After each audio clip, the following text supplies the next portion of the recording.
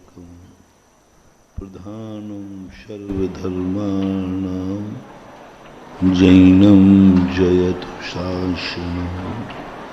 पंच परमेष्टि भगवान की आचार्य श्री गुरुवर कुंद कुंद महाराज की आचार्य श्री गुरुवर विद्यासागर महाराज की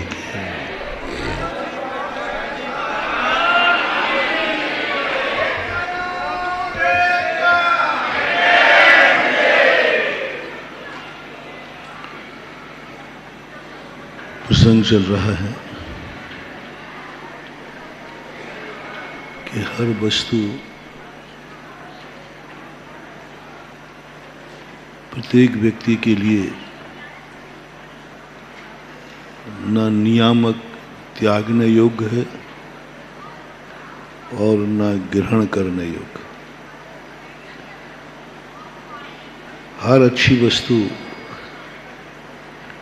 सभी के लिए ग्रहण करने योग्य हो, ये कोई नियम नहीं है। हर कष्टदायी वस्तु त्यागने योग्य हो, ये कोई नियम नहीं है। कल अपना प्रसंग चला था, कोई भी वस्तु को हे कहना अलग चीज है और त्यागना अलग चीज है। संसार के कितने कार्य हैं जो हे हैं लेकिन त्यागने योग्य नहीं है। मोक्ष मार्ग में व्यवहार हे है लेकिन त्यागने योग्य नहीं है। विभाव हे है लेकिन विभाव स्वीकार किया जाता है। और कुछ कार्य ऐसे हैं जो ग्रहण भी करना है और छोड़ना भी है। छोड़ना भी है। कल उदाहरण दिया था ना, लोगों ने ये धारणा बना ली है कि जिन जिन कार्यों में कष्ट होता हो वो सब छोड़ देना चाहिए। मोक्ष मार्ग में कई लोग ऐसा कहते हैं, जिन जिन चीजों में कष्ट हो, कष्टदायी हो, वो छोड़ दें। और धर्म मार्ग में आप लोग अपनाते हैं, जिस कार्य में कोई रिक्स हो, कष्ट हो, परेशानियां आवे, उन कार्यों को छोड़ देना चाहिए। सामान्य जन को ये बात बैठ भी जाती है। इसलिए बहुत सारे लोग धर्म नहीं करते क्योंकि धर्म करने में कष्ट है। उपवास नहीं करते क्योंकि उपवास में कष्ट है। रात्रि भोजन पानी नहीं त्यागते क्योंकि रात में भी प्यास लगती है, कष्ट होता है। लोग धर्म की कोई भी क्रियाएं, पूजा पाठ आदि हैं, नहीं करते क्योंकि उसमें कष्ट है। कितने धर्म की क्रियाएं आप लोग मात्र इसलिए नहीं करते हो कि उसमें कष्ट है। 90% लोग ऐसे धर्म की क्रिया मात्र इसलिए नहीं, जानते हैं कि ये धर्म है, अच्छा है, करना चाहिए, लेकिन तुम लगता है कि बहुत कष्ट है इसमें। आपसे पूछूं, मुनि धर्म कैसा है? आपसे पूछूं कि मुनि पद कैसा है, अच्छा है कि बुरा है? थोड़ा एक बार और बोलो। अच्छा है। तो फिर बनते क्यों नहीं? आप बता दो, आर्य का पद अच्छा है कि बुरा है? नहीं, बुरा कह दो तो आर्यिकाओं से बोल दूंगा भाई बुरा है, सबने प्रस्ताव पास कर लिया है। बनते क्यों नहीं? महाराज जी, आप लोगों की चर्या देख करके रूह कांप जाती है। अपने हाथों से बालों को उखाड़ना पड़ेगा, केशरंज करना पड़ेगा, सर्दी गर्मी सहन करना पड़ेगी। बहुत रिक्स है महाराज। इसलिए अच्छा तो है लेकिन कष्टदायी है बहुत सारे, इसलिए कई लोगों ने छोड़ दिया, आप लोगों ने नहीं, अच्छे अच्छे स्वाध्याय करने वालों ने, पंडितों ने, समयसारियों ने, दिन भर जो स्वाध्याय करते हैं, उन्होंने भी ये निर्णय ले लिया हमें वो धर्म नहीं अपनाना है जिसमें कष्ट होते हो, कष्टदायी नहीं अपनाना, क्योंकि कष्ट है। और उन लोगों ने उपदेश दिए, लोगों को समझ में आ गया जिसके करने में कष्ट है उसका फल अच्छा कैसे होगा। तर्क देखना कितना बढ़िया है। जिसके प्रारंभ में ही कष्ट है फिर उसका फल सुखदायी होगा, ये कल्पना कैसे कर सके। जिसका बीज ही कड़वा है उसमें मीठे फल की कल्पना कैसे करें। प्रारंभ में ही दिख रहा है मोक्ष मार्ग में, धर्म में, कि कष्ट है। अब लोग, आप लोग कहते हो महाराज जी कि इसमें बहुत सुख मिलेगा। अब मैं कैसे कहूँ, हमारा तुम्हारा बैठ ही नहीं सकता मेल। मैं कहता हूँ उपवास में आनंद है, महाराज जी समझ में नहीं आ रहा कि भूखे रहने में भी आनंद। अरे खा पी के आनंद की बात करो तो हमें समझ में आ जाए। कौन से आनंद की बात कर रहे हैं? बिना खाए पिए आनंद कोई मानेगा? कौन मानेगा? तुम्हें खुद अनुभव करके देख लिया, तुम्हें 1 घंटे भोजन पानी नहीं मिले तो चक्कर आ जाता है, तड़प जाते हो। तुम कैसे करोगे कि तुम्हें, कैसे महाराज की बात मानोगे, कैसे शास्त्रों की बातें मानोगे? तुम्हारे अनुभव के विपरीत जा रहा है। शास्त्र में कहते हैं कि अनंत आनंद है, और तुम कहते हैं जब 1 घंटे नहीं मिला तो तड़प गया, तो 24। हाँ, ये इतनी तक तुम्हें साता नहीं है।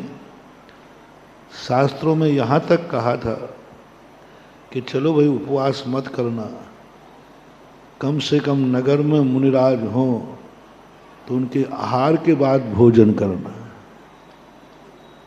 नाश्ता पानी करना। मान गए? नहीं माने। अरे महाराज जी चक्कर आ जाएगा।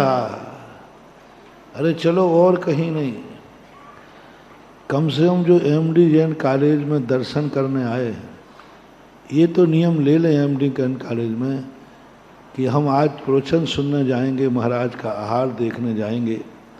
जब तक महाराज का आहार नहीं होगा हम अन्न जल ग्रहण नहीं करेंगे। महाराज जी हम लोग प्रवचन में चक्कर आ जाएगा, आप ज़्यादा मत करो, प्रवचन सुनाओ आप तो। और कुछ नहीं मिले तो वो 1 कप चाय तो महाराज बस उतना की छूट दो तो बाकी आपकी मान लेंगे। यदि वो प्रातःकाल नहीं मिली ना तो फिर तो चक्कर आएगा, सिर दर्द करेगा, आपका प्रवचन ही समझ में नहीं आएगा। वो 1 घूंट चाय पी लेते हैं सो आपके प्रवचन थोड़े समझ में, कैसी आदत पड़ गई। छोड़ दिए लोगों, पूजा पाठ सब में कष्टी कष्ट, व्रत नियम। पहले 99% महिलाएं जिंदगी में कोई ना कोई एक व्रत किया करती थी। शास्त्र भरे पड़े, कोई ना कोई व्रत। कोई रवि व्रत करेगा, कोई रोहिणी करेगा, कोई कर्म दहन करेगा, कोई भक्तांबर करेगा, कुछ ना कुछ पूरे जीवन में एक ना एक व्रत चलना चाहिए। एक खत्म होते ही दूसरा ले लेगा। उपवास से नहीं बनते हैं, कुछ अल्पाहार ले लेगा। उससे भी नहीं बनते हैं तो एकासन से करेंगे, लेकिन करेंगे, एकासन से कर लेंगे। नहीं है शक्ति उपवास कर, लेकिन कोई ना कोई व्रत करेंगे। महिलाओं के नियम थे, घरों में सासू बहू बेटी बहन सबका एक नियम था, जिंदगी में एक व्रत चलते रहना चाहिए। 9 साल के रविवार कर दिए, 14 साल की 14 चालू, 10 लाख का 10 लाख अष्टांग का चालू करते थे, नियम था। पुरुषों का भी ये नियम था, वो कोई ना कोई 8 दिन में एक ना एक कोई ना कोई बहाने से कोई व्रत करता था। लेकिन जब से पंडितों ने गद्दी पर बैठकर ये कहा, ये तो कष्ट का काम है, और जिसमें कष्ट होता हो करने में ही उसका फल अच्छा सुखदायी कैसे हो सकता है, ये तर्क दिए। जब मैं जयपुर में 96 में गया, बहुत लोग आते थे, बहुत।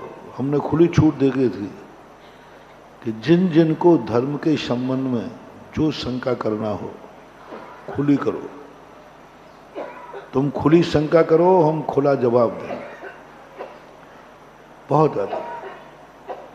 एक प्रसंग जो कल मैंने छेड़ा था, एक कहा कष्ट है इन सब में महाराज, और ये विभाव है, और ये छोड़ने योग्य है। 3 बातें। छोड़ने योग्य है, ये तो मैंने कहा छोड़ने योग्य है। हे जितना भी अपन धर्म कर रहे हैं, जो भी धर्म कर रहे हैं, आप भी और हम भी, ये सब एक दिन छोड़ने योग्य है। मुनि पद भी छूटेगा, आपका श्रावक पद छूटेगा, आप जैसे ही आगे पढ़ेंगे आपका अभिषेक पूजन भी छूटेगा। छूटेगा नहीं। जब छूटना ही है, छोड़ना ही है, तो फिर उसे ग्रहण क्यों करना। कल के प्रवचन की भूमिका थी, जो चीज छोड़ना ही है उसे ग्रहण क्यों करना। बस यही तो मैं तुमसे पूछा था कि सब कुछ छोड़ना ही है। ये मकान वगैरह एक दिन आपके छूटेंगे कि नहीं, तो फिर बनाने क्यों। धन दौलत सब छूटेगा कि नहीं, तो फिर कमाना क्यों, कमाना क्यों।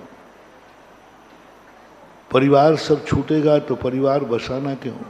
छोड़ना पक्का है, सबको मालूम है कि एक दिन वो आएगा, ये सब दुनिया छूट जाएगी, मरना निश्चित है।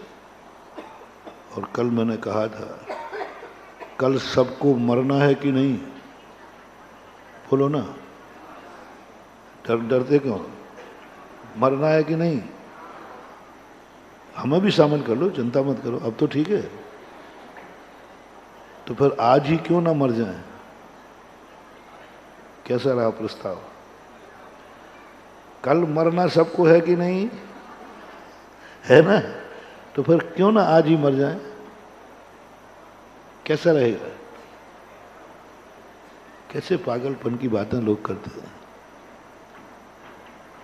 कल मरना निश्चित है, ये पक्का है, लेकिन मरने का भाव भी करना बुरा है। मरना निश्चित है, लेकिन मरने का भाव भी करना निंदनीय है। संलेखना के समय कहा, जीवित मरना संसार मित्रानुराग निदानानी। मरण का अंतिम समय है, 1 मिनट जिंदा रहना है, 1 मिनट उम्र है। उस 1 मिनट में भी हम मरने का भाव नहीं करेंगे, उस समय भी हम जीने का आनंद लेंगे। 1 मिनट शेष रह गया मरने का, निश्चित हो गया कि तुम 1 मिनट बाद मरोगे। तो भी जैनागम कहता है,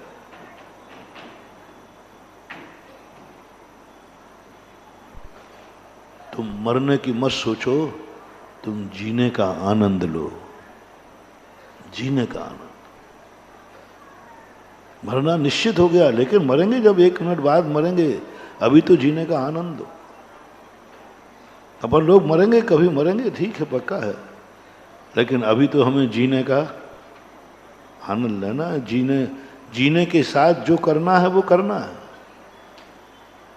ये सोच नहीं, कष्टदायी है कि नहीं है, सब कष्टदायी है।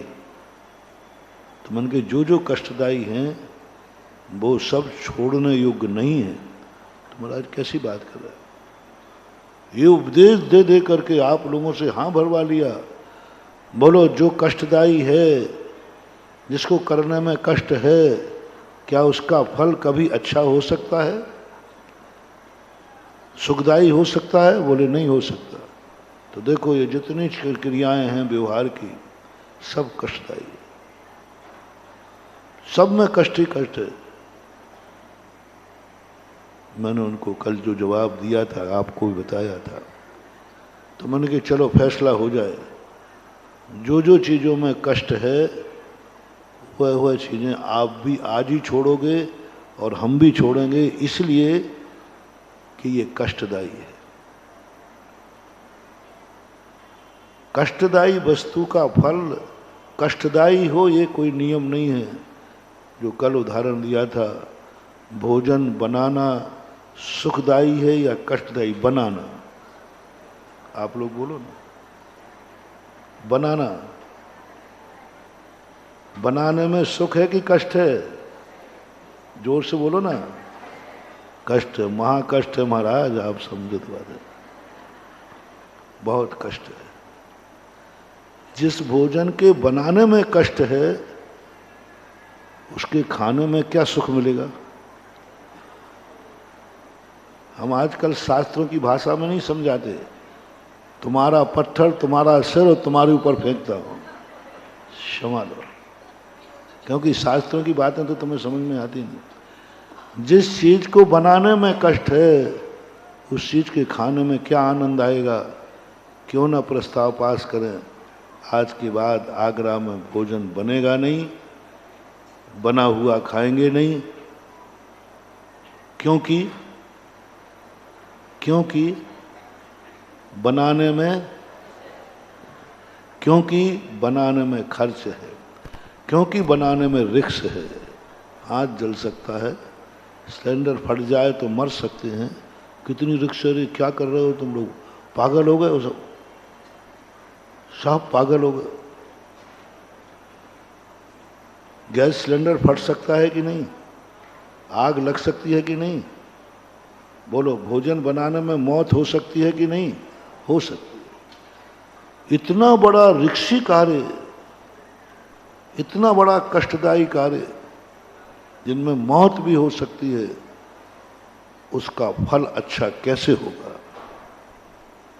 हो ही नहीं सकता।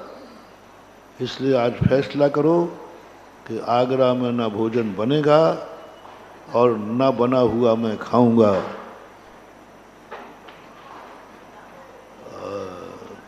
MD जैन कॉलेज के भोजनालय से शुरू कराऊं। आज बाहर से आने वाले लोग कहेंगे महाराज हम कौन से मुहूर्त में आ गए। नहीं, क्योंकि कष्टदायी है, वहां भी कष्ट है, आग लग सकती है, वहां भी कष्टदायी है, कितनी परेशानी होती है। बोलो, कष्टदायी होकर के भी उसका फल सुखदायी है कि नहीं? कष्ट से भोजन बनता है तो खाने पर कष्ट मिटता है कि नहीं? मिटता है। तो ये तुम्हारा लॉजिक कहाँ गया कि जिसको करने में कष्ट है उसका फल मीठा कैसे होगा? आपके रसोई घर से सिद्ध कर दिया। संसार के कितने कार्यों में आपको कष्ट है? कमाने में। बोलो, कमाने जाते हो, नौकरी पर जाते हो, ये कष्ट का काम है कि सुख का काम है? नौकरी पर जाना, दुकान पर बैठना, गालियां सुनना बॉस की, टेंशन, कितना टेंशन है। क्यों जाते हो? क्यों जाते हो जब कमाने में कष्ट है? कष्ट की क्रिया करके ही आपको सुख दिख रहा है। उस कष्ट में, उस नौकरी में, उस व्यापार में, उस खेती में, सब में दिख रहा है। बहुत कष्ट उठाते हैं आप लोग। आपको उस कष्ट की खेती में सुख की फसल लहराती हुई दिख रही है। मैं तो ये कहता हूं कि संसार में क्या, परमार्थ में क्या, बिना कष्ट के सुख मिल ही नहीं सकता। ऐसी संसार में कोई क्रिया नहीं है जो क्रिया सुखदायी हो, उसका फल भी सुखदायी हो। कष्ट होगा ही होगा। एक माता बालक को जन्म देती है, कितना कष्ट है, माताएं जानती कितना कष्ट है। 9 महीने का पीरियड, माँ की जिंदगी से पूछो कैसे गुजरता है, कैसे गुजरता है। सबको मालूम है, आपको भी मालूम है, आपको भी मालूम है। संतान को जन्म देना गर्भकाल सुखदायी है या कष्टदायी? बोलो, कष्टदायी। तो क्यों ना आज के बाद प्रस्ताव पास किया जाए, कोई भी व्यक्ति बच्चे को जन्म नहीं देगा, क्योंकि जो कष्ट से जो गर्भ में आते ही कष्ट दे रहा है, वो क्या सुख देगा। कितने बढ़िया। तुम हमारे प्रस्ताव पास करो, हम तुम्हें निपटा देंगे, ध्यान रखना। तुमने हमारी हर क्रिया को कष्टदायी बता दिया ना। महाराज बहुत कष्ट है, मोक्ष मार्ग में, धर्म में बहुत कष्ट है, व्रत में कष्ट, नियम में कष्ट। हाँ, बहुत कष्ट है, बहुत कष्ट। जिनमें कष्ट हो, यदि एक वचन के पक्के हो तो करो निर्णय। क्यों जन्म देते हो बच्चों को? क्योंकि उनका जन्म देना रिक्स है, मौत भी हो सकती है। कितना कष्ट होता है सब आपको मालूम। फिर भी आज तक संसार ने बच्चों को जन्म देना बंद नहीं किया, बल्कि जिनकी संतान नहीं होती है, बोलो वे सुखी हैं या दुखी? चला करके कष्ट मूल। अरे नहीं हुआ तो अच्छा कहो ना, बढ़िया है, हमारी जिंदगी में कोई संतान नहीं होगी, हम निस्संतान रहेंगे, कम से कम वो कष्ट तो नहीं होगा गर्भ अवस्था का। हर स्त्री कहती है महाराज वो कष्ट हमें मंजूर है। कुछ गलत तो नहीं बोल रहा हूँ? बोलो है आप? इनमें से कौन चाहता है हमारे कुल में, घर में किसी संतान का जन्म ना हो? चलो मैं आशीर्वाद दे रहा हूं आज। कौन महिला चाहती है अपनी बेटी को और बहू को, महाराज आशीर्वाद दो, इसे संतान को जन्म देने का कष्ट नहीं होवे ही नहीं। चलो आप लोग देखो, कुछ गलत कर रहे हो तो बताओ। सुख का मार्ग बता रहा हूं, दुख का मार्ग नहीं। आप कहते हैं, मैंने कई बार प्रैक्टिकल किया, पूछा मैंने क्यों झगड़े टन, महाराज जी हमारे यहाँ संतान नहीं हो रही। मैंने अरे पागल, अरे काय को मौत बुला रहा है, कोई गड़बड़ हो जाता है तो? बोले महाराज जी क्या जवाब? एक माँ ने कहा मैं कष्ट उठाने को तैयार हूँ। मैंने कहा संतान होने गर्भ में आते ही कोई ऐसी रिक्स हो गई तो मर सकती हो। गजब, क्या जवाब था? महाराज संतान हो जाए उसके बदले में मैं मरने को तैयार हूँ। महाराज मरूंगी तो मर जाऊंगी, बेटे का जन्म हो जाए। क्या रिक्स, गजब। और ये प्रत्येक नारी का स्वभाव है, कम से कम भारतीय नारी का। कष्ट उठाने को तैयार है कि मुझे मालूम है कि 9 महीने कितने कष्ट होंगे। वो कहते महाराज चलेगा, बस एक बार बेटे का मुख देख लो। कोई नारी स्त्री बनने में संतुष्ट नहीं है, स्त्री से ज्यादा सुख उसे मां बनने में मिलता है, मां बनने में मिलता है। यदि कितने भी सुख हों, करोड़पति है, अरबपति है, सब सुविधाएं, अच्छी नारियों को कह रहा हूं, उसको सब बेकार, आंख में आंसू भरा रहता है।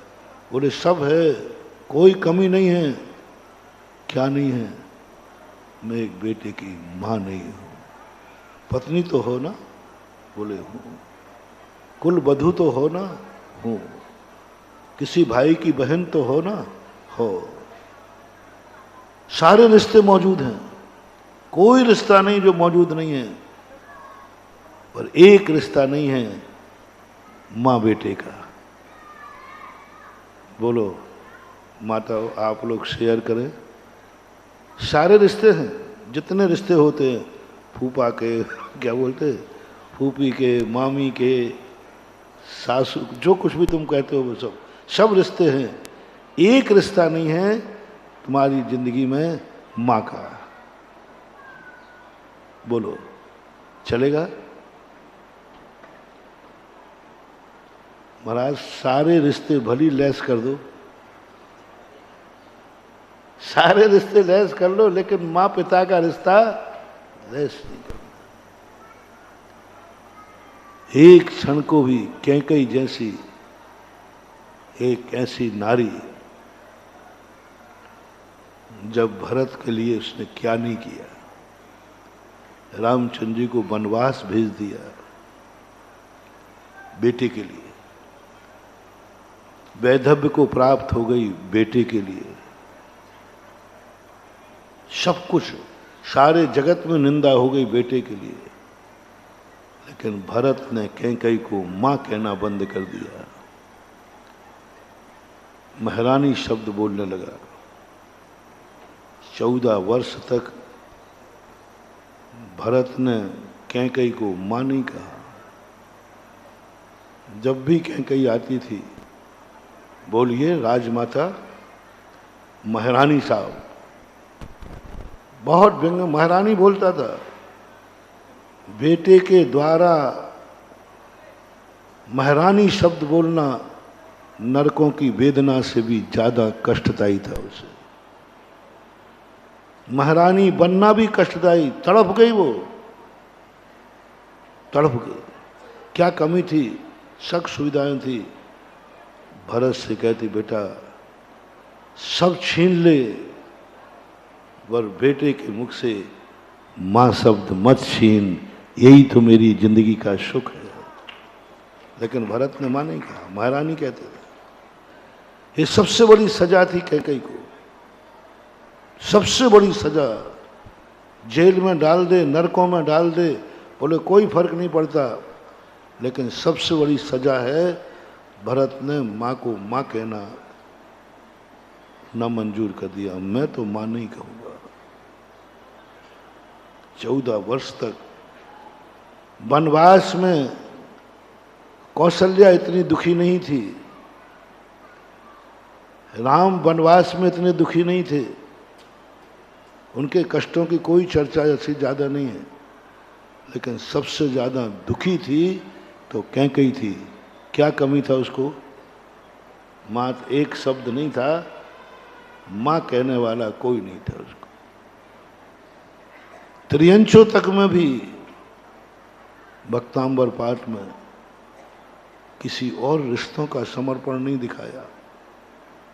भक्तांबर पाठ में और किसी रिश्ते की कहानी नहीं सुनाई कि फलाने व्यक्ति ने फलाने के लिए प्रीत्यात्म वीर्यम विचार मृगी मृगेन्द्रम ना भेति किम निज शिशो परिपालनातम। गजब का मानतुंग आचार्य महाराज का, पूज्यवर का एक एक श्लोक पता नहीं कितनी बड़ी कहानी कहता है। और भी तो संबंध है, माँ बेटे के संबंध को क्यों कहा? प्रीत्यात्म वीर्यम अविचार मृगी मृगेन्द्रम। एक मृगी अपने बेटे के लिए शेर के सामने चली जाती है, हे सिंहराज खाना है तो मुझे खा लो, लेकिन बेटे को छोड़ दो। इतना प्रिय आनंद क्यों तुम्हें? और कष्ट, कितने कष्टों से एक बेटा मिलता है, कितने कष्टों से एक संतान मिलती है,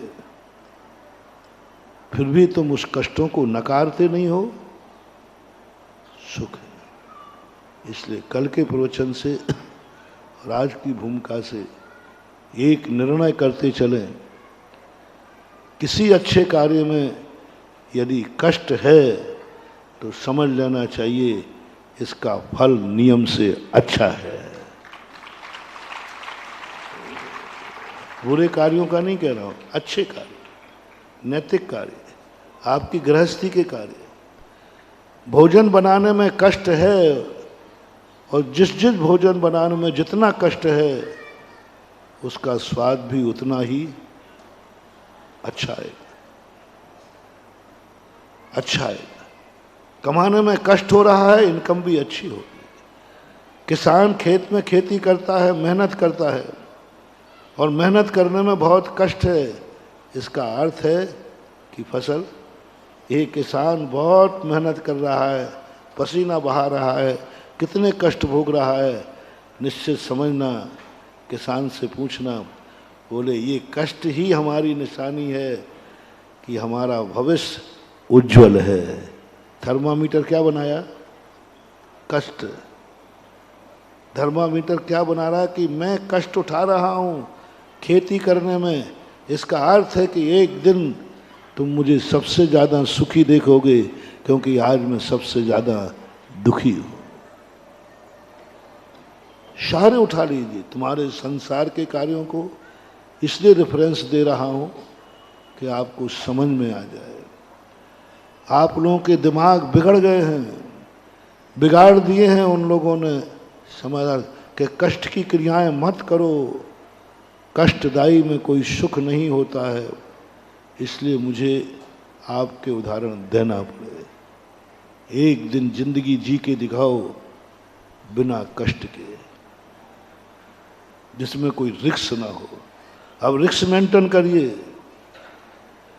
आपके जितने कार्य हैं, मैं तो आप लोगों को देख करके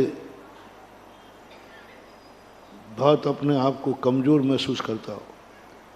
आप लोग क्या बहादुर हैं, गजब। निर्मोही, हम लोग उतने शरीर से निर्मोही नहीं हैं। अरे तुम लोग तो बड़े वीतरागी हो। हर कार्य करने में हथेली पे मौत रखी हुई है, फिर भी पट्टा डरता नहीं है। बोलो, प्लेन में बैठने का मौका मिले तो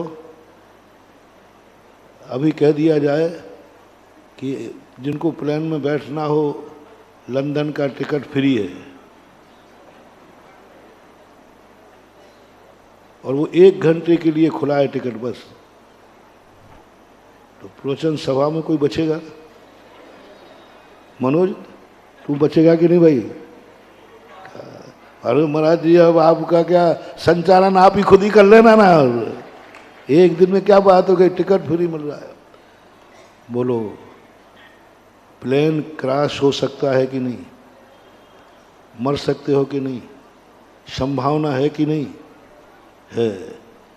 फिर भी तो, अरे महाराज जी आप कैसी बातें करते, आप अशुभ बातें क्यों सोचते हो?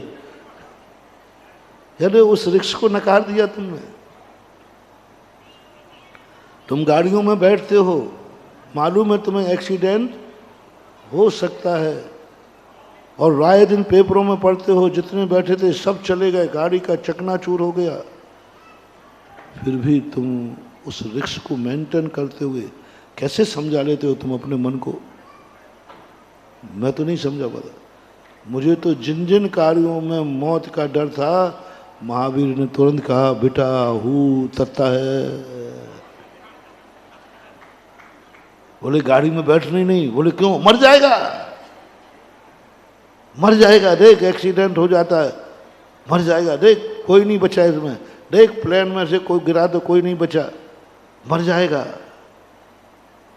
हमारे महावीर ने हम लोगों को इतना डरा दिया, इतना डरा दिया कि जिस जिस कार्य में मौत है, मौत की संभावना है, वो सब बंद करा दिए। बोले पैदल चल है? नहीं साहब, गाड़ी की छूट दे दो तो झांसी से आगरा कितने घंटे में? 3 घंटे में। बताओ, 10 दिन 12 दिन में आ पाया। अब रास्ते में कितने कष्ट हुए ये तो अब हम ही से पूछो। महावीर ने कहा बेटा चलेगा, 10 दिन नहीं 15 दिन में पहुंच जाना, लेकिन 3 घंटे गाड़ी में नहीं बैठना, हो तत्ता है।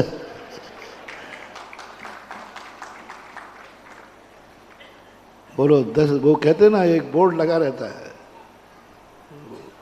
दुर्घटना से देर भली, एक बोर्ड मिलता है, जीवन अमूल्य दुर्घटना से देर भली।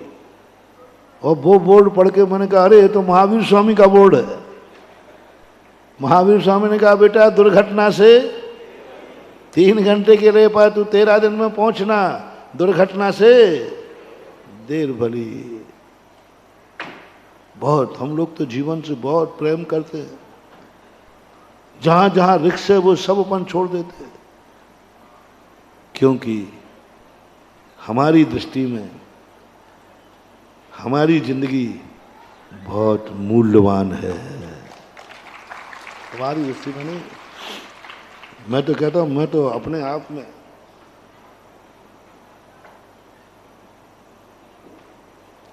दस दिन नहीं 100 दिन लगे, जिंदगी बचती है तो मैं तो बचाऊंगा। और 1 दिन में पहुंच जाओगे लेकिन मौत की संभावना है, मैं कहूँगा रहना तो जाना ही नहीं है, क्योंकि मेरी दृष्टि में मैं बहुत अनमोल हूँ। मेरी मनुष्य पर्याय अनमोल है मेरे लिए। तुम्हारे लिए तो तुम जानो, तुम्हारे लिए मैं कितना कीमती हूँ ये फैसला आप करो। मेरे लिए मैं कितना मूल्यवान हूँ, सारे 3 लोक का राज्य दे देवे तो भी मैं अपने मुनि पद के सामने उसे धूल समझूंगा, इतना अनमोल। मैं अपनी जिंदगी से बहुत खुश हूँ। मेरे बराबर बादशाह इस दुनिया में कोई नहीं है, इसलिए हमारा नाम राजा नहीं है। क्या नाम है? महाराजा कहते। देखो राजा का एक भी वस्तु नहीं है फिर भी महाराजा है। क्या ठाठ है महानुभाव, देखो तो एक भी वस्तु राजा की नहीं, ना घोड़ा है, ना गाड़ी है, ना धन है, ना दौलत, उसके बावजूद भी सारी दुनिया। एक भजन सुनाते हो आप, पहले तो मुझे लगता था कि ये गाली है, क्योंकि आपका क्या भरोसा, क्या व्यंग कर दो। बाद में सोचा अरे गाली नहीं, ये तो अतिशय है। वो भजन गाते ना आप लोग, मजा कहा ना जाए इस कंगाली का। और मैंने कि ये तो कंगाल कह रहे हैं, मेरे पद को कंगाल कह रहे हैं। पर बाद में सोचा कि मैंने कि नहीं नहीं, ये कंगाल नहीं कह रहे हैं, ये प्रशंसा कर रहे हैं कि कुछ भी राजत्व तो नहीं है, कुछ भी इनके पास नहीं है, फिर भी आनंद चक्रवर्ती से भी ज्यादा है। सुखी का अब बुरा नहीं लगता। वो तो ऐसी कई गालियां होती हैं जो बुरी नहीं लगती। पहले लोग गाया करते थे, जब वो तुम्हारे यहाँ शादी ब्याह होता है ना, तो उसमें भोजन में बुलाते हैं समधी साहब को, और पहले समधियों की मूंछ होती थी, तो समधन क्या गाती थी, जैसे समधी की मूंछ ऐसे कुत्ता की पूंछ।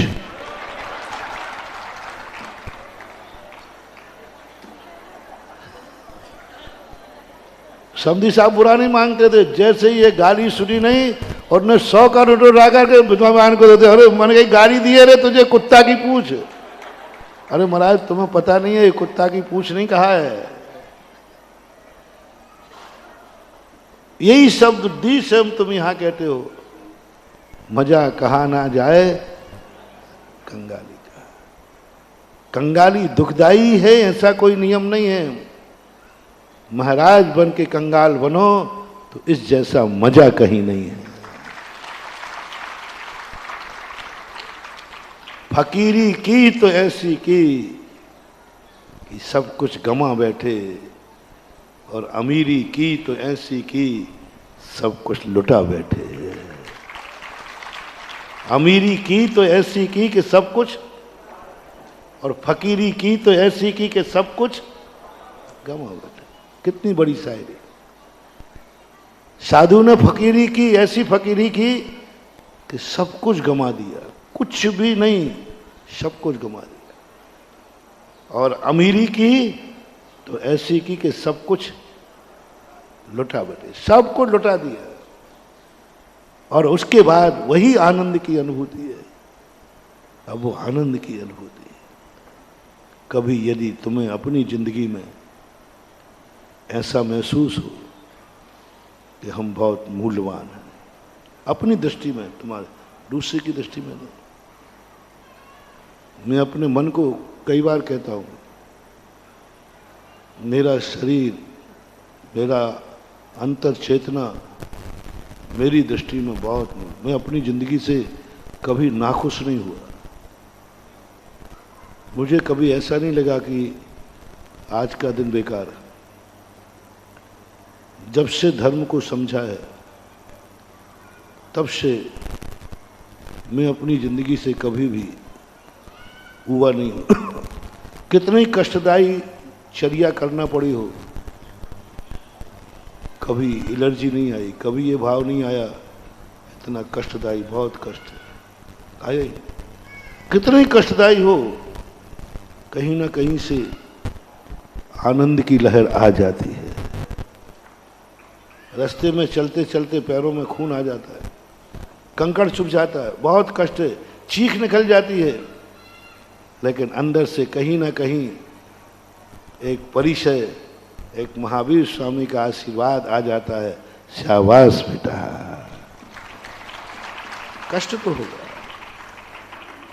कंकड़ चुभेगा, कष्ट तो होगा, भूख लगेगी, कष्ट तो होगा, गर्मी पड़ेगी, गला सूखेगा, कष्ट तो होगा, केशलोन उखाड़ोगे, कष्ट तो होगा, सर्दी पड़ेगी, कष्ट तो होगा। लेकिन उस कष्ट में आनंद, सुख में आनंद नहीं कह रहा हूं, कष्ट में आनंद की तुम्हें अनुभूति कभी हुई? कष्ट में आनंद की अनुभूति, कष्ट में आनंद की अनुभूति। तुमने सुख में आनंद, सुख में आनंद जो उठाता है वो भोगी है, और कष्ट में जिसको आनंद आता है वह योगी है। कष्ट में आनंद की लहर आ जाए, भोजन खाकर के आनंद मनाता है भोगी है, और उपवास करने पे आनंद मनाता है योगी है। उपवास में आनंद आ जाए, कष्ट में कभी आनंद की अनुभूति आए, प्रतिकूल परिस्थितियों में आनंद की अनुभूति आए, प्रशंसा हो रही है तब आनंद की अनुभूति आना, ये भोगियों का लक्षण है। और गालियां मिल रही हैं और आनंद की अनुभूति आ जाए, ये योगियों का संसार है। प्रतिकूल परिस्थिति, सब तरफ से प्रतिकूल है, कोई तुम्हारे लिए कोई अनुकूलता नहीं है। कभी मुस्कुरा के देखना, कभी आनंद का पर्याय जगा के देखना। बोले आज बड़े मुस्कुरा रहे हो, बोले आज बहुत कष्ट है, बहुत कष्ट। वनवास के समय जब रामचंद्र जी, लक्ष्मण, सब लोग कष्ट की बात करते थे, विदेही का अपहरण नहीं हुआ था, तीनों प्राणी थे।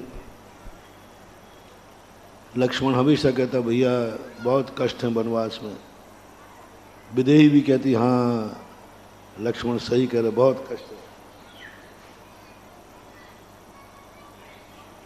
और रामचंद्र जी को सुख का नजर आता। एक दिन एक साधु संतों का प्रवचन सुन रहे थे लक्ष्मण, सीता और रामचंद्र। वो प्रवचन इतना मजेदार हुआ कि लक्ष्मण के मुख से निकल पड़ा, भैया मजा आ गया आज। ऐसा तत्व दृष्टि गुरुजी ने सुनाई। विदेही भी कह रहे बहुत बहुत अच्छा लगा, ये तत्व दृष्टि, इतने रहस्यमय बात। रामचंद्र तो इंतजार कर ही रहे थे कि एक दिन लक्ष्मण और सीता के मुख से सुनना है, मजा आ गया। तो रामचंद्र जी तुरंत कहते मालूम ये मजा किस लिए आया? एक बार कैकेयी को धन्यवाद दो, उसकी बदौलत आया। लक्ष्मण उसको तो धन्यवाद नहीं दूंगा। अरे भाई धन्यवाद क्यों नहीं देगा? अभी तू नहीं कहा बेटा, भैया तूने अभी कहा कि मजा आ गया। आज महाराज के प्रवचन सुनकर के ऐसा आनंद लग गया, सब मन की खेद दूर हो गए, सब संकले दूर हो गए, बस बहुत आनंद आ गया। तो बस ये आनंद किसके कारण आया? उसको धन्यवाद देने में क्या बाधा है भाई? किसी व्यक्ति के कारण यदि आनंद आया हो तो उसको एक थैंक्स तो ही कहना है ना। नहीं तो फिर आनंद किसकी बदौलत आया? न कहीं वनवास भेजती और न आज ये तत्व का उपदेश मिलता। यानी रामचंद्र जी वनवास में रह करके भी आनंद की अनुभूति, हर प्रसंग पर रामचंद्र जी ने कैकेयी को दुआ दी है। हर प्रसंग पर पूरी रामायण उठा के देख लीजिए, पूरी रामायण में एक भी स्थान पर रामचंद्र जी ने कैकेयी को कोसा नहीं, कोसा नहीं। एक भी स्थान पर धर्म को कोसा नहीं है। बोलो रामचंद्र जी के जीवन में जितने कष्ट आए थे उसमें बाह्य निमित्त कौन बना था? कैकेयी ना। तो उसको कोसना तो चाहिए कभी। उस समय तो कोस देते जिस समय विदेही का अपहरण हो गया। मैंने सभी रामायण पढ़ ली, दुनिया की 20 रामायण है जिनमें मुख्य 6 रामायण को मैं देख चुका। सबसे बड़ी पॉइंट की बात जो मैंने पकड़ी, रामचंद्र जी इतने कष्टों में हैं, इतने कष्टों में हैं, रो पड़े। इतने कष्टों में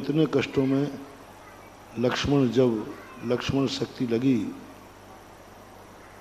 मरने तक का भाव कर लिया, मैं नहीं जीऊंगा लक्ष्मण के बिना। तो भी एक बार भी कैकेयी के प्रति एक बार तो कैकेयी को कोस देते, नहीं कोसा। जब भी दिया दुआ दिया, जब भी दिया दुआ दिया। वैष्णव दर्शन के अनुसार एक बार वनवास में दशरथ जी जो स्वर्गों में गए थे, पितर बनकर के एक बार रामचंद्र के पास आते हैं। रामचंद्र से इस कृत्य को देखकर जब रावण की मौत हुई तब लक्ष्मण को पूरी लंका को अभय दान दिया। लंका जब हार गई तो प्रायः जनता कांप जाती है कि अब दुश्मन की सेना हमारा तहस नहस कर देगी। राजा लोगों का नियम है, जिस नगर राज्य को जो जीतते थे ना, सेना को छूट दे देते, जाओ जो करना है करो। सब थर थर कांप रहे थे। पर रामचंद्र ने घोषणा की, नहीं, लंका में कोई व्यक्ति भय को प्राप्त नहीं होगा, प्रजा सुखी रहे। गजब जब हो गया जब विभीषण से कहते हैं, जाओ विभीषण, लंकेश का राजकीय सम्मान से दाह संस्कार करो। लक्ष्मण से कहा, तुम भी जाओ। रावण की अर्थी में भेज दिया, दुश्मन की। उस समय दशरथ देख करके देवताओं के सिंहासन कांप गए। दशरथ कहते, बेटा तू तो मेरे से भी एक कदम आगे निकला, तेरी कसाई इतनी छोटी सी।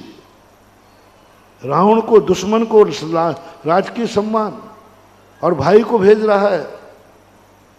दुश्मन को तो उसने तो तुझे इतने कष्ट दिए थे कि उसको तो बोटी बोटी करके कुत्तों को खिला देते। तुझे तो क्रोध आना चाहिए।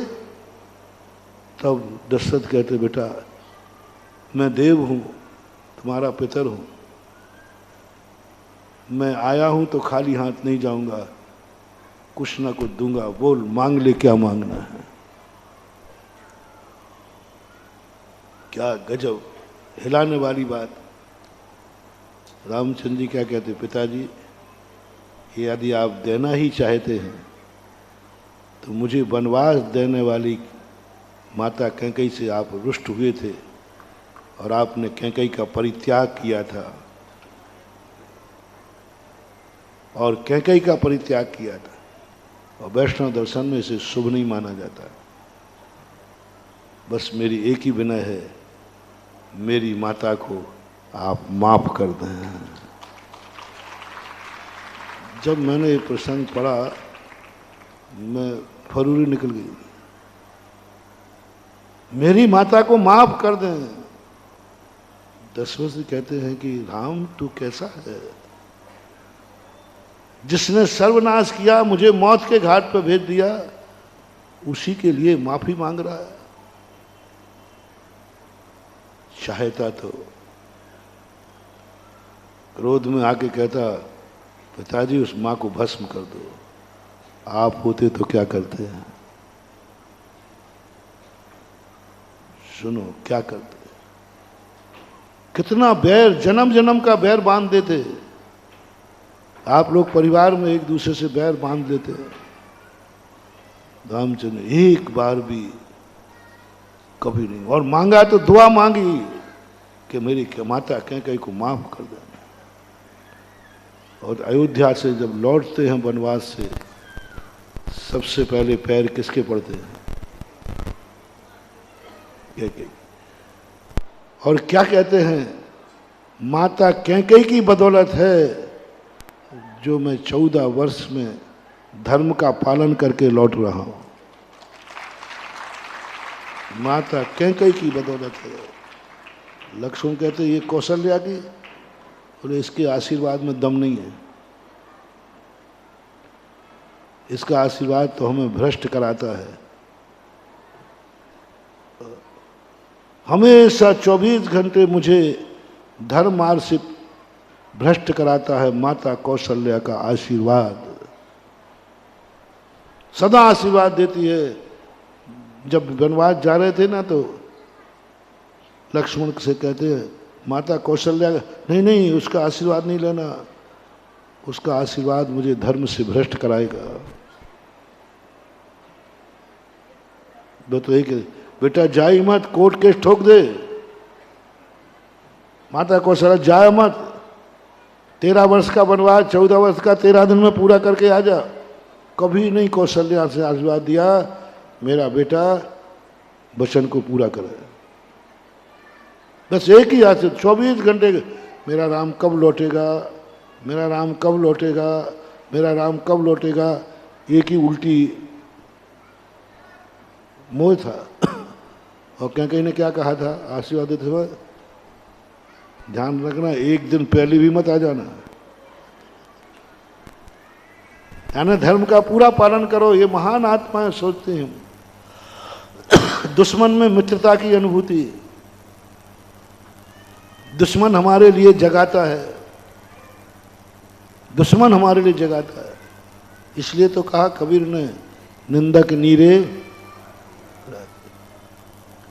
निंदक को बुराना। भजन में गाया, यमराज से कहा एक भजनकार ने कि यदि किसी को मारना है तो मुझे मार देना, और या मेरे निकटवर्ती को मार देना, दुश्मन तू ना मरिए रे, दुश्मन तू ना मरिए रे। कौन जानता है दुश्मन में आनंद की अनुभूति, दुश्मन को पॉजिटिव मानना, माता कैकेयी को अतिशयकारी मानना, ये हर व्यक्ति के बस की बात नहीं है। ये राम जैसी महान आत्मा की बस की बात है, ये धर्मात्मा की बस की बात। धर्म से कष्ट आए उनको। एक प्रसंग बीच में एक बार कहा था, पूर्ण नहीं हुआ था। जब लक्ष्मण शक्ति लग चुकी, रामचंद्र जी ने घोषणा कर दी कि यदि सुबह तक लक्ष्मण जीवित नहीं हुआ तो मैं भी अग्नि में प्रवेश कर जाऊंगा। उस समय जब विभीषण आदि समझाते हैं, रामचंद्र जी साहस रखो, धर्म का सहारा लो। जब मैंने पहली बार पद्म पुराण पढ़ा सन 1980 में मुक्तागिरी के अंदर, मेरी ये जो जैसे विभीषण, अंगद, हनुमान वगैरह समझाते हैं, मैंने कि अब इनको झापड़ पड़ने ही वाला है। रामचंद्र जी कहेंगे क्या धर्म धर्म मचा रखा है, इसी धर्म ने तो हमें बर्बाद कर दिया। क्या मचा रखा है इस धर्म ने?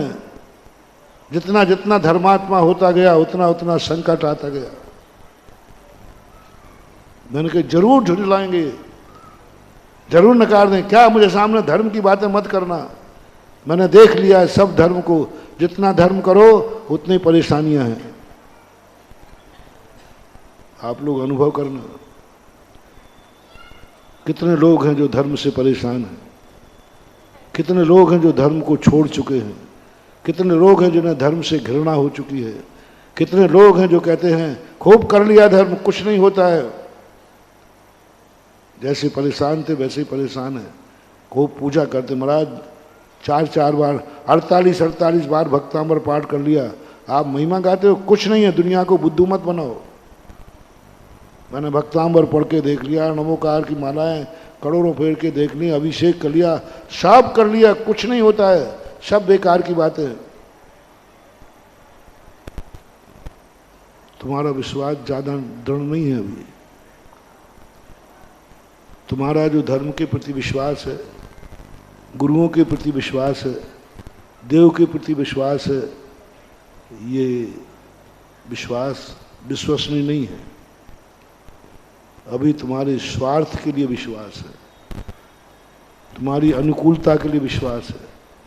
तुम्हें अभी आशा है कि धर्म करने से हमारा जीवन सुखी हो जाएगा, धर्म करने से हमारा जीवन सुखी हो जाएगा, इसलिए आ रहे हो मंदिर, इसलिए पढ़ रहे हो भक्तांबर,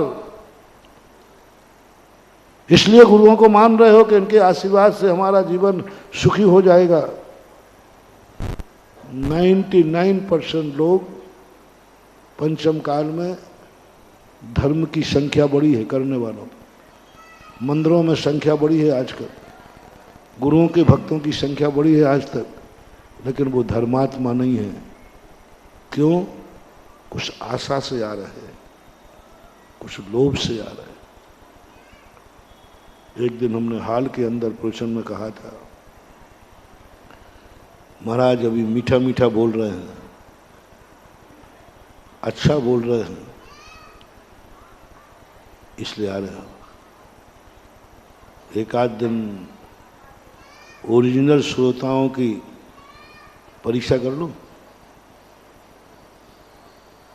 महाराज देखो शांति से चल रहा है, तुम्हारा थोड़ा सा और रह गया, मैं कर लेता हूँ। जिसकी पाखंडी भक्ति है मैं कई बार कर लेता हूँ, उसके साथ ऐसा बुरा व्यवहार करता हूँ, उसको ऐसा दुर्व्यवहार करता हूँ, उसको एक ऐसा गलत शब्द बोलता हूँ, वो भ्रमणा के भाग जाता। मैं आज के बाद पंडाल में कदम नहीं रखूँगा, महाराज ने मेरे से ऐसा किया। यदि किसी को खड़ा होकर कह दो, खड़ा हो जा रे पापी, निकल जा पंडाल से, मुंह मत दिखाना, निकल जा यहां से। बोलो यदि मैं किसी का नाम लेके कह दूं तो किसका लूं? सब खड़ा होकर महाराज मेरा नहीं ले ले, मैं किसका लूं? और मैं कहूँगा पापी कहीं का, निकृष्ट, जा, तेरा कल्याण कभी नहीं होगा। जितने अशुभ शब्द हों वो सब टाइटल दूंगा। झूठ मत बोलना। जो अभी श्रद्धा है यही श्रद्धा बनी रहेगी, बढ़ जाएगी या घट जाएगी।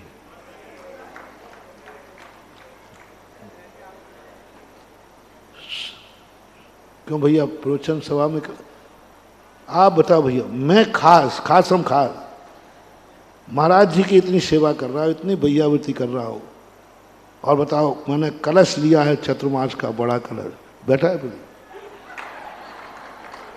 बताओ बताओ आप सबको ऐसे आओ भैया बैठो, देखो मैंने महाराज का कलश लिया, मैं अध्यक्ष, आई एम प्रेसिडेंट, मैं अध्यक्ष, कलश लिया, बताओ भैया सबको मालूम मैंने चतुर्मास के लिए क्या नहीं किया। और बताओ महाराज जी ने क्या कहा मालूम, अब इसके बावजूद भी मैं अब प्रवचन में जाऊं, इतना बेशरम नहीं हूं, असली बाप का बेटा हूं, इतना तो है। मैंने गलत नंबर डायल कर लिया। महानुभाव, बस यही है अपनी परीक्षा, यही है अपनी परीक्षा। तुम्हारे मन में ये भाव आ जाए, ओह ना जाने कौन किसको दुश्मन पापी बोलता है, आज मैं धन्य हो गया, मेरे गुरु ने पापी बोल दिया। माँ बाप और गुरु के मुख से पापी शब्द सुन लो महानुभाव, कभी मिल जाए शब्द तो समझ जाओ अब दुनिया में कोई पापी कहने वाला तुम्हें नहीं मिलेगा, क्योंकि गुरु के सुन लिया तुमने, तो अब तुम्हारे द्वारा ऐसा कोई नहीं मिलेगा। एक को किसी को पापी कर, कोई ना कोई एक पापी कहेगा। सारी दुनिया पापी कहेगी या गुरु पापी कहेगा? सारी दुनिया को मालूम है, कह रहे कहते पापी है पापी है पापी है, और ये शब्द एक ना एक दिन तुम्हें मिलेगा, पक्का है। और एक दिन तुम्हारे बाप ने या गुरु ने पापी कह दिया, दो में से किसके मुख से कहलवाऊं? पापी तो तुम्हें सुनना पड़ेगा। सारी दुनिया पापी कहे वो ठीक है, कि एक बार बाप या गुरु कह दे पापी वो ठीक है? आपकी जो इच्छा हो। है? गुरु के मुख से ये शब्द निकल जाए, ऐसे समेट के रखना जैसे जन्म जन्म के पुण्य कर्म का उदय आ गया है। आज मेरे गुरु ने, यानी मेरा पाप गुरु की दृष्टि में आ गया। डॉक्टर की दृष्टि में रोग और गुरु की दृष्टि में दोष आ जाए तो समझ लेना कि अब नियम से अच्छे दिन आने वाले हैं। हम जितने भी धर्म कर रहे हैं, सब में कहीं ना कहीं हमारा अभिमान छुपा है, हमारी अनुकूलता छुपी है। अनुकूलता, सच्चा धर्म की बात है। हमें कितनी भी प्रतिकूलता आ जाए, धर्म करोगे तो ये कष्ट आएंगे, मंजूर है। शास्त्रों में एक उदाहरण दिया, एक सच्चे धर्मात्मा को, कि देख भाई, यदि तू धर्म करेगा ना, मंदिर जाएगा, सम्यक दृष्टि बनेगा, तो नरकों में पड़ेगा। और नरक की वेदनाएं देख ले, नरक के कष्ट देख ले, कितने कष्ट हैं, कितने कष्ट हैं। और यदि तू सम्यक दर्शन धर्म छोड़ देगा तो नौमा ग्रेविक मिलेगा, देख ले कितने सुख हैं। तो सम्यक दृष्टि क्या कहता है? साहब, मुझे सम्यक दर्शन के साथ में नरक में वास करना मंजूर है। धर्म के साथ में मुझे कंगाल होना मंजूर है। धर्म के साथ में मुझे कष्टों की आग में कूदना मंजूर है। धर्म के साथ में नरकों में भी मंजूर करूंगा। गांधी जी ने एक बार कहा था कि मुझे नरकों में जाने से, जब उनको कहा था गांधी जी आप ये कर रहे हो तो जेल में डाल दिए जाओगे, और जेल में मालूम तुम कुछ भी नहीं कर पाओगे। बोले मुझे जेल से कोई डर नहीं है, बस मैं एक ही मांग करूंगा। अंग्रेजों से एक ही मांग की। जेल में उन्होंने कोई सुविधा नहीं मांगी, खाने की पीने की कुछ सुविधा नहीं। उनको आया, गांधी जी आपको कोई कष्ट नहीं दूंगा, आप बताओ सुविधाएं क्या चाहिए। ब्रिटेन से ये आदेश था कि महात्मा गांधी को सब प्रकार की सुविधाएं दी जाएं, बस उनको बाहर नहीं निकलने दिया जाए क्योंकि वो आंदोलन करते हैं, कष्ट नहीं दिया जाए। सब फरमान जारी था, गांधी जी के सामने आया, बोलो आपको क्या सुविधाएं चाहिए, जो चाहे। उन्होंने नकार दिया, बोले जेल में सभी जेलियों के साथ जो सुविधाएं हैं उससे आगे मुझे कुछ नहीं चाहिए। तो कुछ तो मांगिए, आपको बहुत मुश्किल से अंग्रेज लोग के पास करते थे। तो उन्होंने कहा बस मुझे मेरे जेल के कमरे में एक पुस्तकालय दे दीजिए, बस फिर मुझे कोई तैयार नहीं। उन्होंने फिर कहा, उसने लिखा है उन्होंने कि मुझे नरकों में वास करना मंजूर है, बस वहाँ एक पुस्तकालय होना चाहिए, लाइब्रेरी। यदि पुस्तकालय है तो हम नरकों में भी खुश हैं। ऐसे ही सम्यक दृष्टि कहता है, मेरे साथ धर्म है, सम्यक दर्शन है, मेरे गुरु, मेरे देव, मेरे शास्त्र का मेरे विश्वास है, बस मुझे नरक जाना मंजूर है और इनके बिना हमें नौमा गृह का सुख भी मंजूर नहीं है। बोलो, ये धर्म की बात। आज धर्म के संबंध में ये सोचो, कोई कहे धर्म करने से कष्ट होते हैं, बोले मंजूर है। बहुत कष्ट होगा, बोले मंजूर है। मरना पड़ेगा, बोले मंजूर है, मंजूर है। मैंने कष्टों के लिए ही धर्म स्वीकार किया है। कष्ट भी आएंगे तो भी मेरा अवभाग्य होगा। उन कष्टों में सुख की अनुभूति तुम्हें करना है। जिस दिन तुम्हें कष्टों में सुख की अनुभूति हो जाए, समझ लेना तुम्हारी अनंत शक्ति प्रकट होने का समय आ गया। कष्टों में मुस्कुरा जाओ। धर्म के कारण कष्ट आए तो और आनंद से भर जाओ। धर्म के कारण तुमने जब जब धर्म किया, कष्ट आना चाहिए, और जितने जितने कष्ट आते जाएं और तुम्हारा आनंद बढ़ता जाए, समझ लेना तुम्हारी होनहार बहुत अच्छी है। इसलिए महावीर स्वामी ने अपने धर्म को इतना कष्टदायी बनाया, इतना कष्टदायी बनाया कि दुनिया की कोई ताकत नहीं है जो दिगंबर मुनि की चर्या को भोगते हुए मुस्कुरा जाए। मैंने कहा था ना, बौद्ध घबरा गए, 6 महीने के लिए मुनि बनकर घबरा गए, घबरा गए। बनारसी जात 3 दिन के अंदर घबरा गए, 3 दिन के अंदर चर्या बन घबरा गए। दिन में तारे दिख गए। बहुत कठिन है।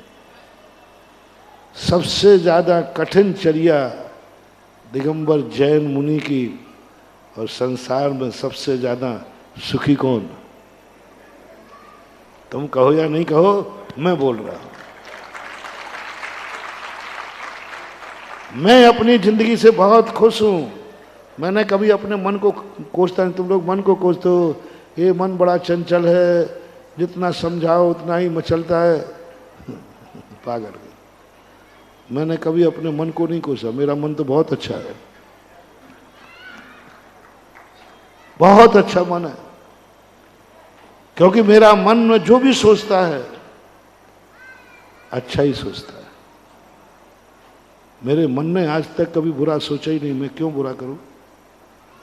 मेरा मन तो इतना अच्छा अच्छा सोचता है, इतना अच्छा अच्छा सोचता है। आप लोग बोलो ना, बोलो, मेरा मन अच्छा सोचता है कि बुरा?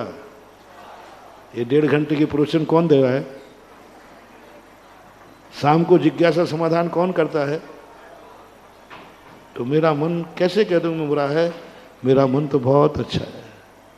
मेरी आंखें हैं बहुत अच्छी आंखें।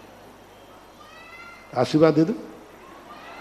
इतनी अच्छी आंखें हैं मेरी, इतनी अच्छी आंखें हैं, इतनी अच्छी आंखें हैं, ना जाने इन आंखों ने लाखों करोड़ों जीवों के प्राण बचा लिए चलते समय।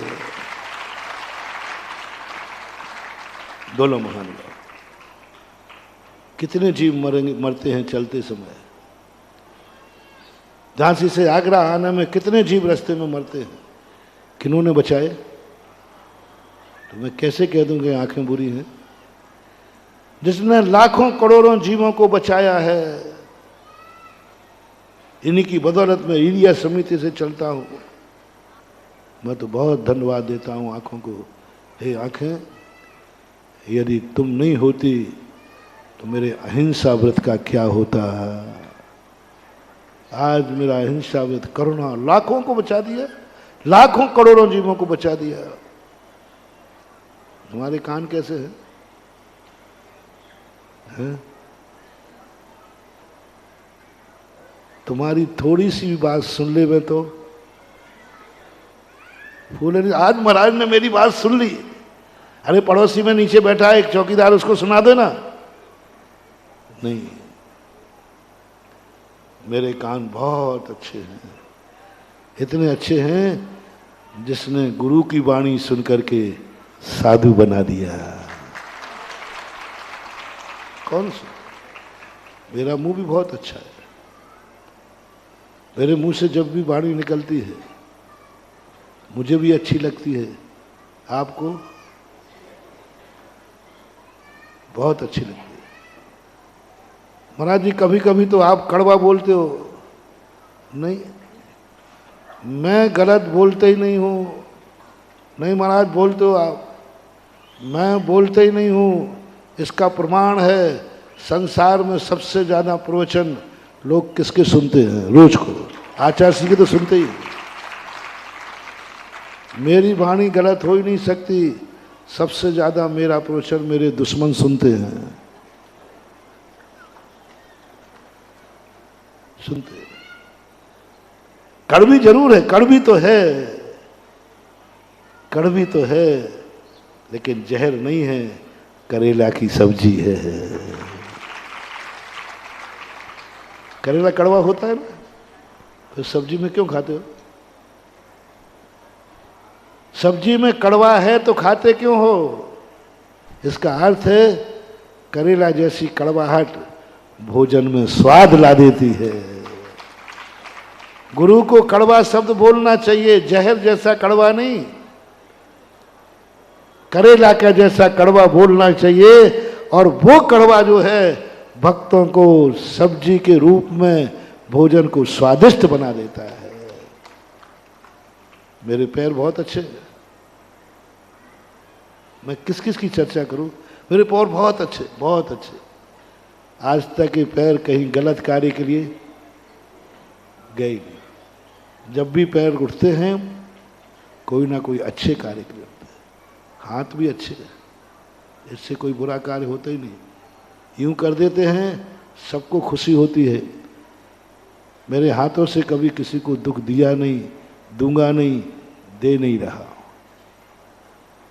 कभी ऐसी अनुभूति तुम्हें हो जाए।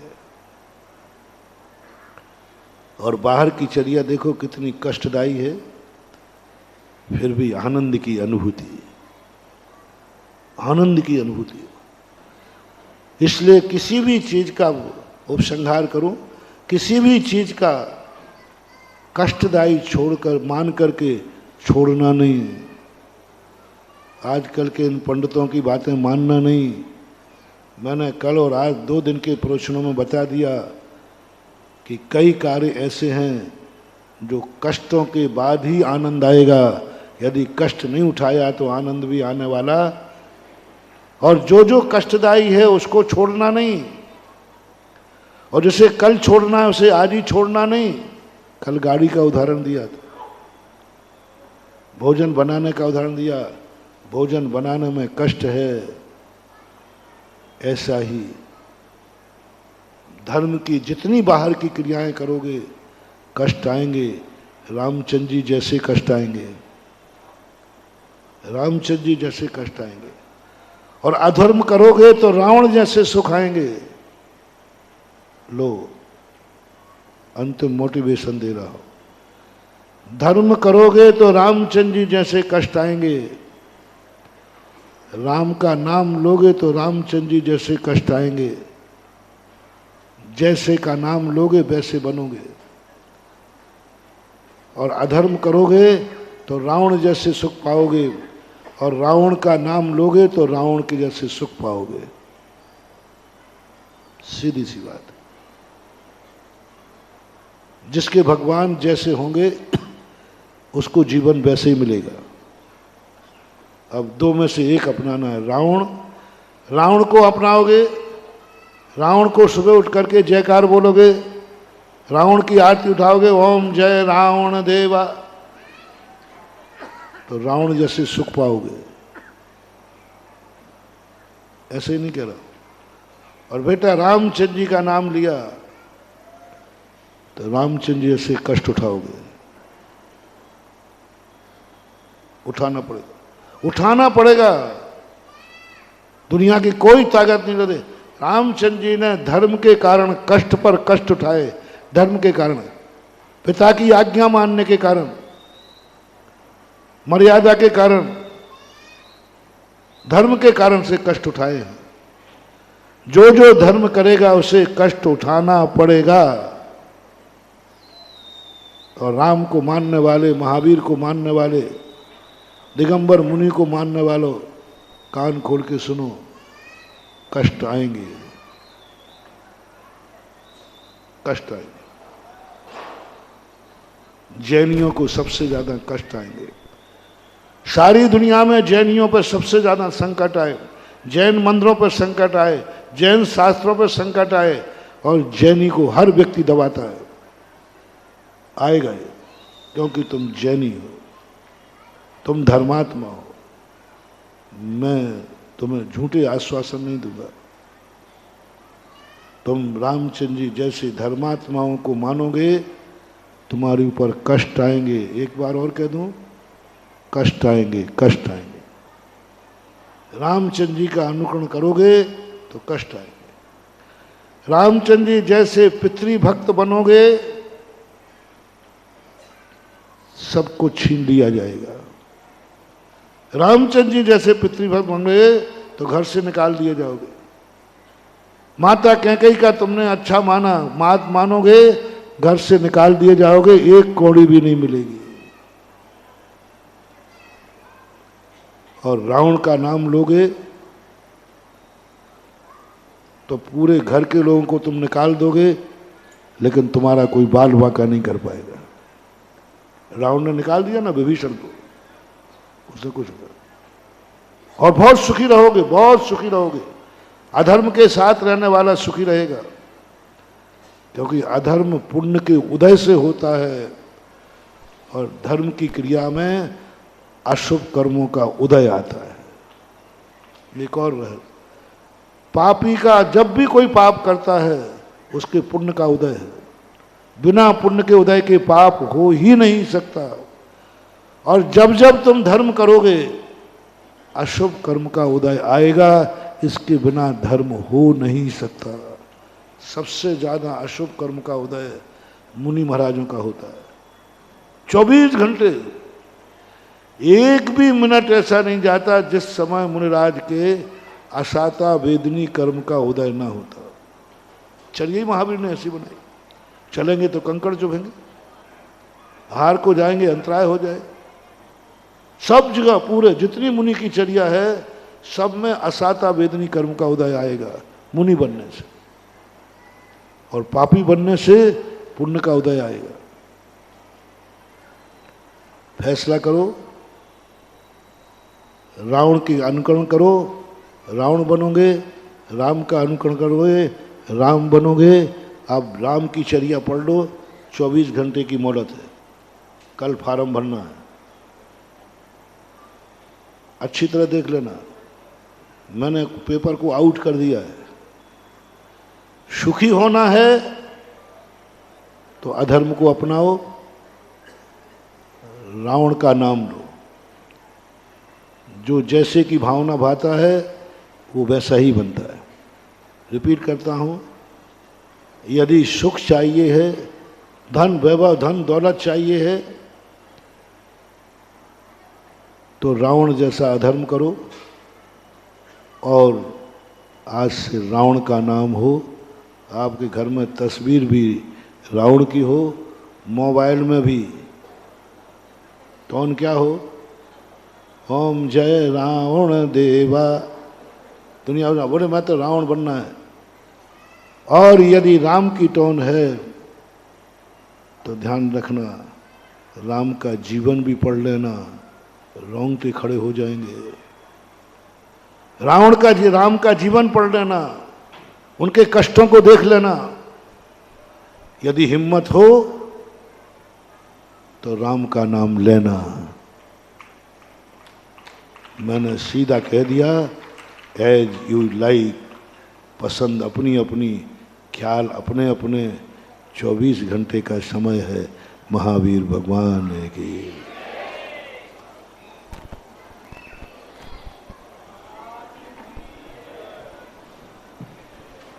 सदैव कष्टों को सहने के लिए तैयार रहना। राम का जीवन चाहिए या रावण का, यह हमें खुद सोचना है। लेकिन आज एक उत्तर तो मिलता है मित्रों। अक्सर लोग कहते हैं कि हम धर्म बहुत करते हैं, हमारे पापा तो बहुत धर्म करते हैं, हमारी मम्मी तो बहुत धर्म करती हैं, लेकिन उसके बाद भी इतने कष्ट क्यों आते हैं? आज उत्तर इस प्रवचन में है। और ये सीरीज 3 दिन से चल रही है और इस सीरीज को तीनों